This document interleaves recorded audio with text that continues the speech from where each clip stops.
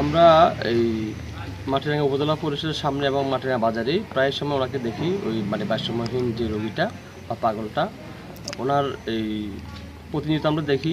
দেখার পরে আসলে আমরা মানবিক দিক দিয়ে চেষ্টা করলে আমরা মনে করি যে তারও পাশে দাঁড়ানো দরকার। এভাবে সকল এই অসহায় এবং গরিব যারা আছে তাদের পাশে আমাদের মানে দাঁড়ানো দরকার মনে করি।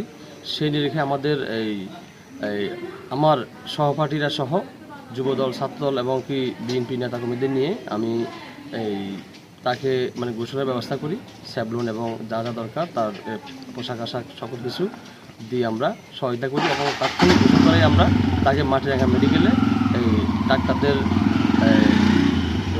শরণাপন্ন হই, ওখানে নিয়ে আসি। ওনারা মাটিরাঙ্গা মেডিকেলের উপজেলা এই মেডিকেলের যে ডাক্তাররা আছেন ওনারা তাকে ভালোভাবে চিকিৎসা দিচ্ছেন। তো আমরা এটাতে আশাবাদী।